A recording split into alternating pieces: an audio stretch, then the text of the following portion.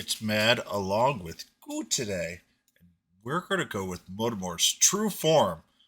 It's really three units in one. Stay tuned.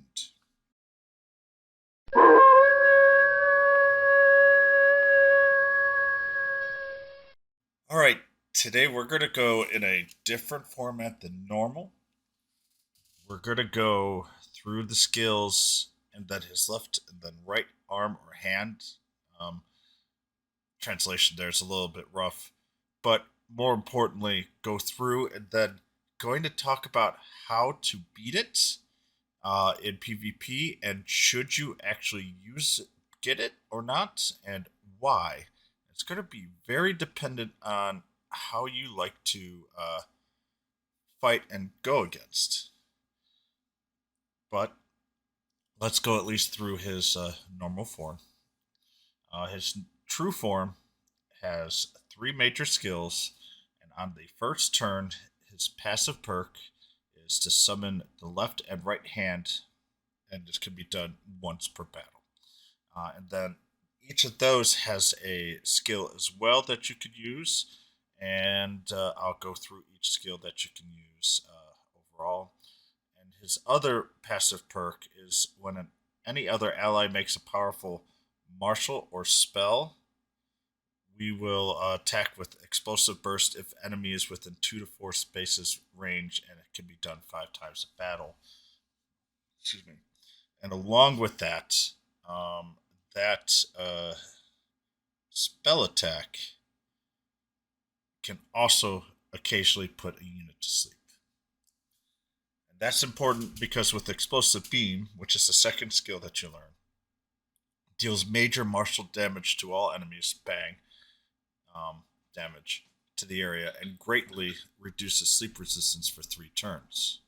And that combination is powerful, but it's much more powerful in arena than PvE, as generally, if bosses are weak to sleep, they're going to be really weak to sleep, and you don't need to add the reduced sleep there. And then with the passive perks, you can put them to sleep very, very quickly. So it's useful, but it's more of a PvP than a PvE. For Rush, this one is a more of a PvE, but using this, you can use this for arena very well. You increase movement for 1 turn by 1, and it's self-centered on you. The other one is Detonate, deals major type of spell damage to an enemy and ignores some damage reduction. Um, this is also fairly powerful. And by ignoring some damage reduction, you can take out some of the units that have their own damage reduction itself. Its Awakening skill takes only half damage 3 times for 99 turns. So if you've got a very infinitely long PvE battle, then you take damage on turn 100. It won't pop.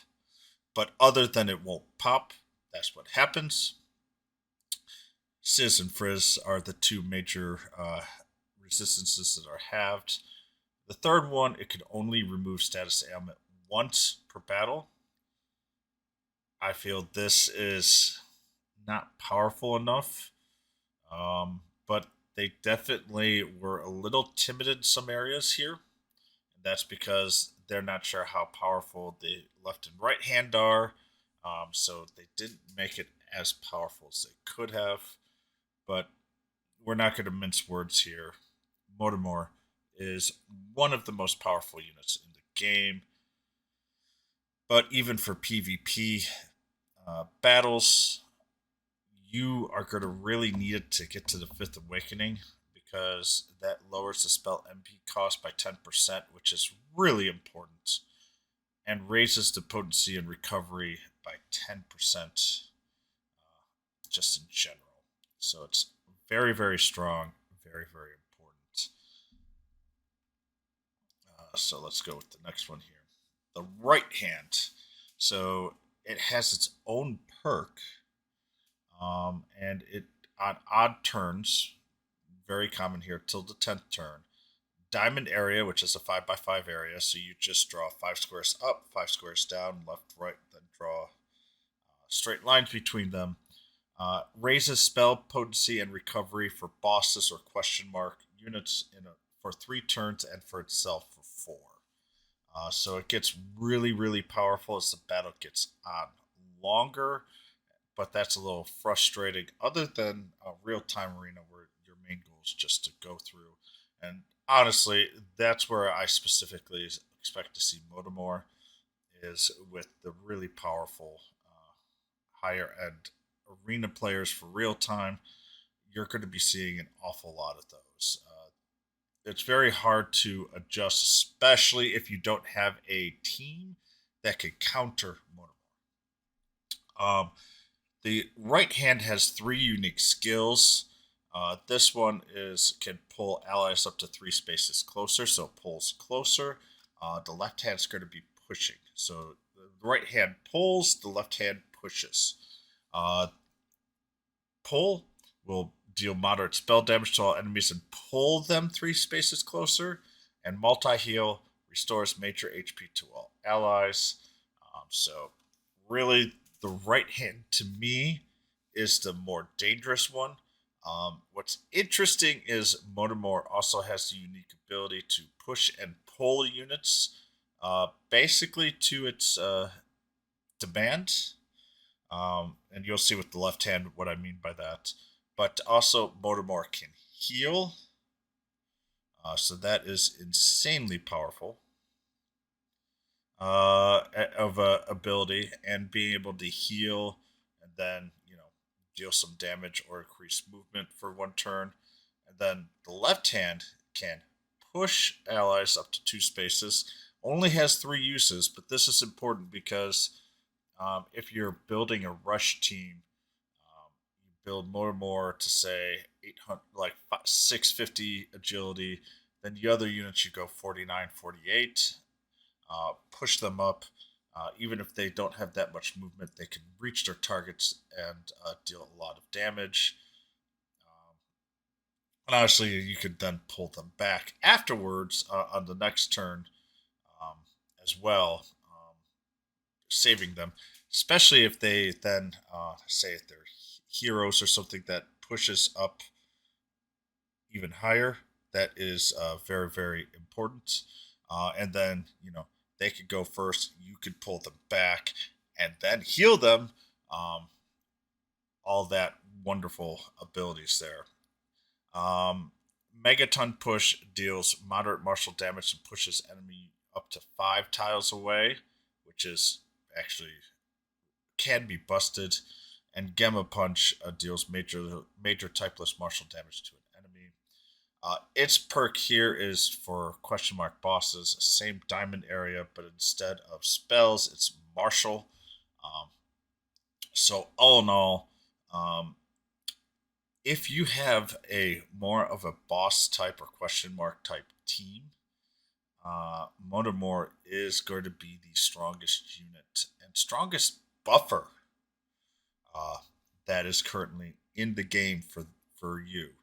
If you run more of a hero team or another family type team, Mortamor has a lot less going for him than what you would expect. His leadership effect raises spell and martial power by 20%, not 15. I'm sorry for all boss bar question. It's HP 1303 and defense 508. Is pretty good, especially when you consider the first 3 attacks are going to, if it's at least awakened once, will be 50% off. It's like buy one, get one. And so that 1303 really, at least for the first 3 hits, is almost as high as 2,600. Very hard to one shot on the first attack.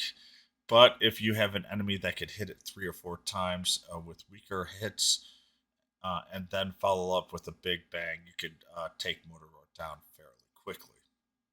That's going to be one of the key ways to go around him. It's MP 548, decent. Its attacks 261, but you're not going to attack until you're out of MP. Agility 501 is good, but with Mortamor, you kind of wish he was a little faster. but they had to make a little bit of a weakness because he's just too powerful for 65 unit.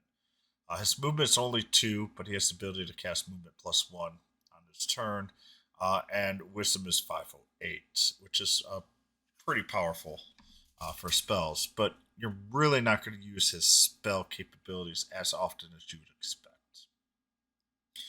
So, am I going to pull for him, and I'm now free to play? The answer is no, because I use heroes more than I use bosses. I do have Stark. He is the one unit that I do use. So could Mortamor make him really powerful and as a good combination? I would say yes. But my PvP teams tend to be a lot more focused on heroes or demons, to be honest, than the bosses types. So, I mean, I might have a Stark there, but my Wreck and a few others are much higher, and actually probably going to be using Dragon Quest V hero and Dragon Quest VI hero an awful lot. I really like their kits to avoid guts, so I will not be pulling very hard for Mortamor. I don't have the resources anyways, but if you run question mark team, Mortamor is an absolute must as of right now. On PvP rankings, if you don't have him very highly awakened, I'd say he's barely in the top 10.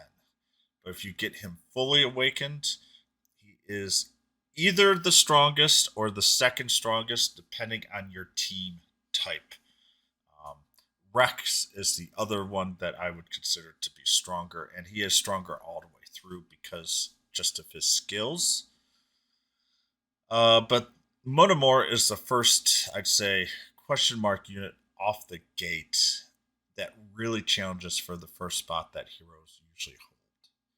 So, all in all, it is a very powerful unit, but it's more how powerful truly it is dependent on the team that you're most likely to put in. If you have a strong base of bosses that you like to use, Monomore is going to be the unit that's always going to be up front. If you use more heroes, you might not and probably won't use them very often. So, with that, how is best to go about him? He is weak against whoosh and zap. So, most heroes have a lot of zap. And it is Motomor is pretty weak against 5, against the uh, Monster Hunter unit, the hero, with the wind weakness and the ability for it to ignore protection of damage. It will potentially one shot it depending on how you have them built and how much HP Mortamor has. And the frustrating thing about Mortamor is you're going to want to build him with the fastest agility possible so that you can use it to push, pull, and everything that it would like to do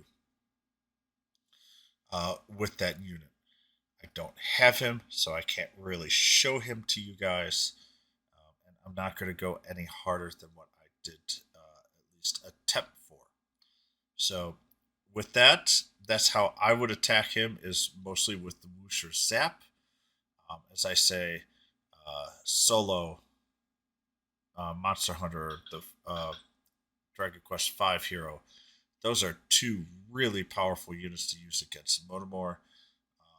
The AoE Zap could potentially kill the hands, and without the hands, Motomor is very much nerfed. Um, so that's kind of what I would just like to kind of how to go about Motomor. If you don't really have powerful there on your team, you're going to have a hard time. So if you're playing real time PvP, you really need to make sure you have probably Rex or Dragon Quest Hero 5 to be on the team to absolutely ensure that you have a possibility of being Mortamor. I know that some people are also going to say, what about the other heroes like Dragon Quest Hero 1? I don't have him, so I really haven't said that, but he has a bang type. His really powerful zap is unfortunately on his death blow, so I don't really see him being the most powerful one to go against Motomor.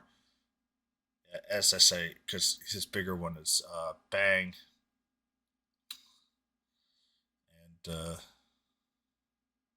so all in all, I know that the older heroes are starting to fall back a little bit in strength, but Solo and Lotto Hero, they can they're now going to go up in my opinion in neededness for your team and build for the team just because of the fact that